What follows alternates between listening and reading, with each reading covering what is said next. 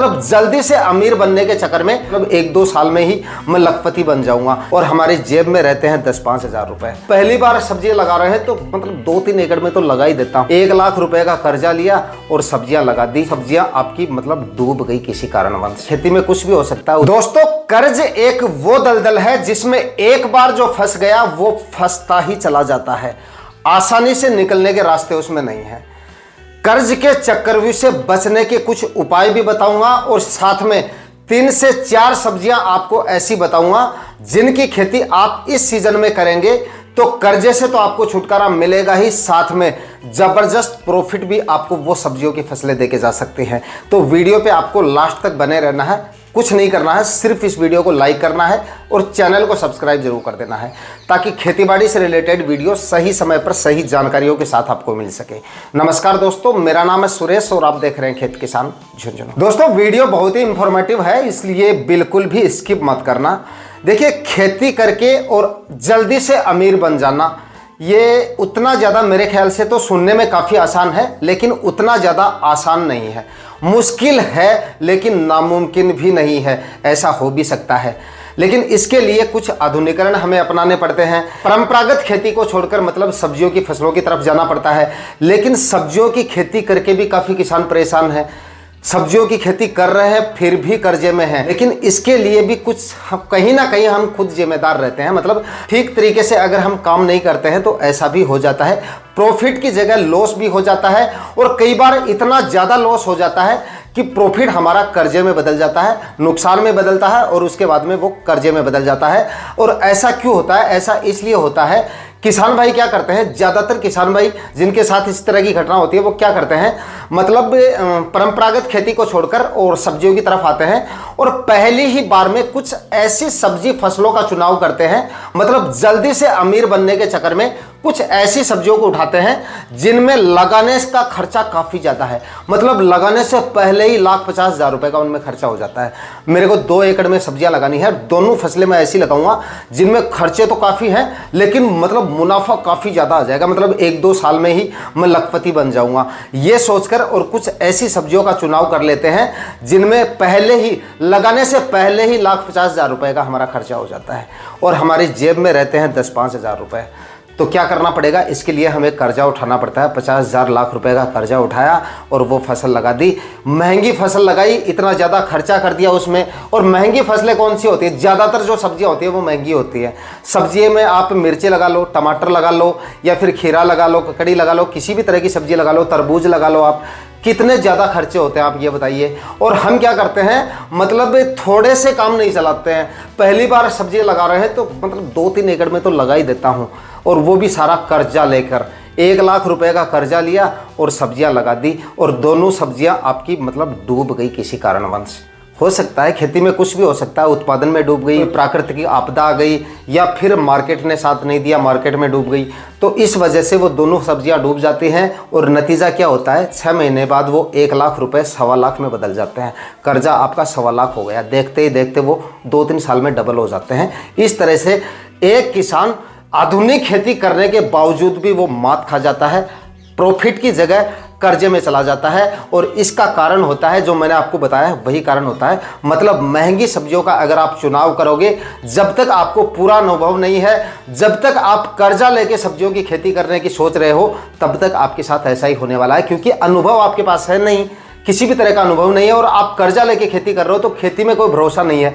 किसी भी तरह की आप सब्जियां लगा लो, हो सकता है आपको 1 साल में वो लखपति नहीं करोड़पति भी बना सकते हैं, लेकिन घाटे के चांसेस भी उतने ही ज्यादा होते हैं जितने प्रॉफिट के होते हैं, खास करके खेती में। अब आप ये सोचोगे यार मैं ये क्या बोल रहा हूँ, फिर शुरुआत कहाँ से करें? सब्जियों में तो खर्चा होता है, लेकिन कुछ सब्जियां ऐसी भी हैं जिनसे आप शुरुआत कर सकते हो और शुरुआत सिर्फ आपको अपनी जेब से करनी है। जितने पैसे आपके अपने पास हैं उन्हीं से शुरुआत करो।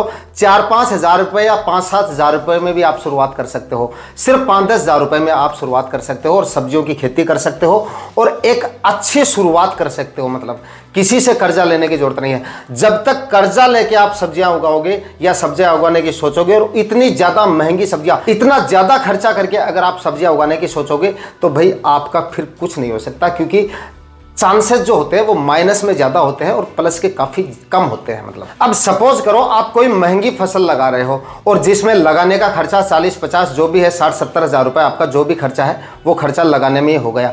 अब आप ये मानो कि आपने 50-60 हज़ार रुपये माइनस में तो आप वहीं पर चले गए। उत्पादन, मुनाफा, मार्केट, वो सारी चीज़ें आगे हैं, लेकिन इतना खर्चा तो आपने लगाने से पहले ही कर दिया। उसके बाद में कितना क्या प्रॉफिट आएगा, मतलब 2-3 चीज़ों पे आपको डिपेंड रहना पड़ेगा। उसके बाद में क्लाइमेट कंडीशन भी आपके अनुकूल होनी चाहिए, मौसम एकदम अनुकूल होना चाहिए उन सब्जियों के, कोई प्राकृतिक आपदा भी नहीं आनी चाहिए, मतलब और मार्केट भी आपके साथ होना चाहिए। मार्केट भी साथ देगा तभी आपको उनसे खर्चा निकलेगा। इतना ज़्यादा खर्चा कर दिया तो मंडी प्राइस भी आपको मतलब काफ़ी अच्छे चाहिए, तब जाके वो खर्चा निकलता है और तब जाके आप प्रॉफिट में रहते हो। तो ऐसा वो किसान तो कर सकते हैं जिनके पास अपनी खुद की पूंजी है, जो लगातार सब्जियां लगा रहे हैं, सब्जियों से कुछ कमा चुके हैं। उसके बाद अगर आप कर रहे हो तब आप कर सकते हो, अपने खुद के पैसे से आप कर सकते हो। लेकिन कर्जा लेके और उसके बाद में इतनी महंगी सब्जियां लगा रहे हो तो मुझे नहीं लगता ये सही है। जो किसान भाई कम खर्चे वाली सब्जियां लगाएंगे, मैं बताऊंगा इस सीजन में आपको कौन सी सब्जियां लगानी है, और वो सब्जियां डेफिनेटली आपको कर्जे से तो बचाएंगी ही, काफी ज्यादा प्रॉफिट भी आपको देकर जाएंगी। सपोज कीजिए आपने कोई ऐसी फसल लगाई जिसमें लगाने का खर्चा सिर्फ 5 से 10 में, मैक्सिमम आप 10 हज़ार रुपए ले लीजिए। 10 हज़ार रुपए आपने खर्चा किया और 1 एकड़ में वो सब्जी फसल लगाई, मतलब 2-3 तरह की सब्जियां आपने लगा ली और उनके लगाने का खर्चा सिर्फ 10 हज़ार रुपए का आपका हुआ। सपोज करो 50 हज़ार रुपए के मुकाबले में आपने 10 हज़ार रुपए का खर्चा करके कोई फसल लगाई है उतने ही एरिया में, तो 40 हज़ार रुपए की बचत तो आपने यहीं पर कर ली। अगर मंडी भाव महंगी सब्जी के जहां पर 40-50 रुपए के मिल रहे हैं फिर भी पूर्ति नहीं हो रही है, वहां पर अगर आपको 10 रुपए केजी के मंडी भाव भी मिल गए और उत्पादन ठीक से अगर आपने उनमें काम कर लिया, तो 40-50 रुपए मंडी भाव वाली सब्जी के मुकाबले आपको अगर 10 रुपए मंडी भाव मिल रहे हैं ना, तो आप ज्यादा प्लस में रहेंगे, आप ज्यादा प्रॉफिट में रहेंगे और आपको नुकसान के चांसेस जो है वो भी कम है। अगर किसी कारणवश कोई प्राकृतिक आपदा आ गई या फिर मार्केट ने साथ नहीं दिया या फिर मतलब कोई और ज्यादा रोग बीमारियां आ गई, फसल आपकी बर्बाद हो गई, तो कितना नुकसान हुआ, मैक्सिमम 4 से 5 हज़ार रुपए का। और अगर वहीं पर महंगी सब्जियों के साथ ऐसा हो जाता है तब क्या होगा, नुकसान कहां तक जाएगा, 50 हज़ार मिनिमम, 50 हज़ार से लेकर 1 लाख रुपए तक का नुकसान हो सकता है। तो शुरुआत आपको ऐसी सब्जियों से करनी चाहिए जिनमें लगाने का खर्चा काफी कम है इस समय पे। जैसे कि मैं कुछ सब्जियां बता देता हूं, जैसे आप मूली की खेती कर सकते हैं इस समय पे। मूली की खेती इस समय पे अगर आप करेंगे तो लगाने का खर्चा मतलब काफी कम है, 1 या मैक्सिमम 2 कल्टीवेशन से काम चल जाएगा। एक डीपली प्लाविंग कर दीजिए और उसके बाद में मिट्टी भुरभुरी करने के लिए एक कल्टीवेशन और कर दीजिए। थोड़ा बहुत अगर 2-2.5 हज़ार रुपए का और खर्चा करना चाहें तो आप बेड बना के खेती कर लीजिए, इससे ज़्यादा खर्चा नहीं होता है, बीज भी इतना ज़्यादा नहीं लगता है। 1 एकड़ में अगर आप मूली लगाओगे तो मैक्सिमम आपका जो है 3-3.5 हज़ार रुपए का खर्चा होगा। उसके बाद में दूसरी फसल आप धनिया लगा लीजिए। हरे धनिया की अगर आप खेती करेंगे तो इसमें तो आपका और भी कम खर्चा होगा। मंडी भाव देखिए, अगर इस समय लगाओगे तो मंडी भाव धनिया के भी आपको 100 रुपए से ऊपर मिल रहे हैं, यानी इतना कम खर्चा करने के बावजूद आपको इतने ज्यादा मंडी भाव मिल रहे हैं। मिर्ची की फसल लगाते हो 40-50 हज़ार रुपए का नेट खर्चा है और मंडी भाव 40-50 मैक्सिमम 60 रुपए ले लो आप। लेकिन धनिया की खेती में आपका खर्चा हो रहा है 3 से 4 हज़ार रुपए का और आपको मंडी भाव मिल रहे हैं 100 रुपए से ऊपर।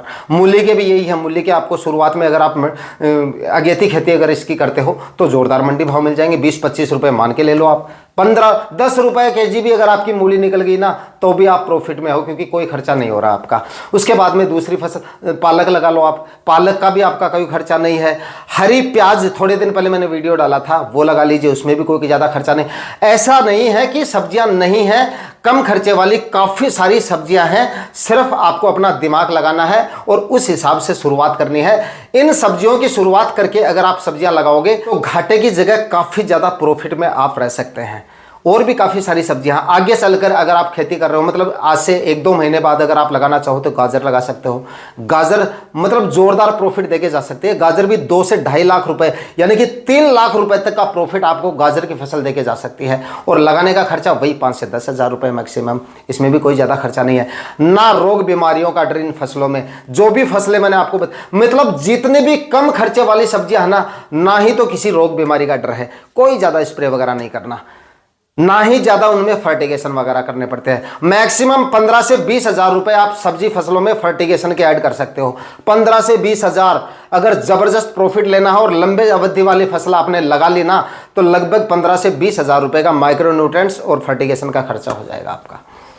पोषक तत्व और खाद उर्वरक जितने भी आप डालोगे शुरुआत से लेकर यानी कि बुआई से लेकर और हार्वेस्टिंग तक जितने भी फर्टिगेशन होते हैं इतना खर्चा हो जाएगा। उस पर बाद में उसमें स्प्रे अलग है रोग बीमारियों के लिए, तो ये खर्चा आपका नहीं हो रहा है। तो गाजर लगा लीजिए, उसके बाद में थोड़े दिन बाद में अगर आप लगा रहे हैं तो। और हाँ, बैंगन की खेती कर लीजिए। इस समय किसान भाई लगाना चाहें तो बैंगन की खेती कर सकते हैं। बैंगन में भी कोई ज़्यादा खर्चा नहीं होता है। प्लास्टिक मल्च पे थोड़े से किसान भाई कंफ्यूजन रहते हैं इसमें, क्योंकि इन सब्जियों में जो बेड बना के सब्जियां लगाई जाती हैं इनमें प्लास्टिक मल्च का जो खर्चा होता है वो काफ़ी ज़्यादा होता है, मतलब बहुत ज़्यादा हो जाता है। 15 से 20 हज़ार तक आपका प्लास्टिक मल्च का खर्चा जा सकता है। बाकी आपकी क्वालिटी पे डिपेंड करता है आप किस तरह की क्वालिटी ले रहे हो। लेकिन अगर आप 25 माइक्रोन तक की प्लास्टिक मल्च लगाते हो तो इतना खर्चा आपका हो जाता है। तो अगर आप प्लास्टिक मल्च का खर्चा नहीं कर पा रहे हैं तो बैंगन एक ऐसी फसल है, आप थोड़ी सी मेहनत कर लीजिए उसमें। खरपतवार वगैरह को रोकथाम के लिए आप थोड़ा सा मॉनिटरिंग करते रहे और समय समय पर आप डेली उसमें खरपतवार निकालते रहिए।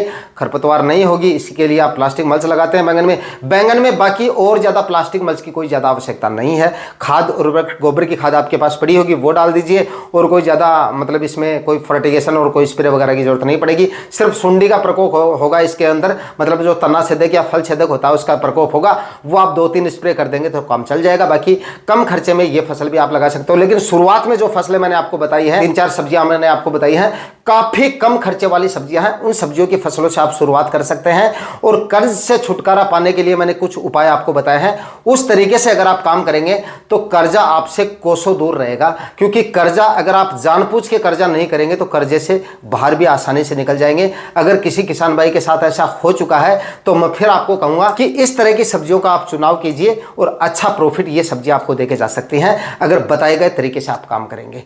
सही सीजन पे सब्जियों की फसलों का चुनाव करें, सही समय पर सही फसल अगर आप लगाएंगे तो उत्पादन भी मिलेगा और मंडी भाव भी आपको देकर जाएंगे।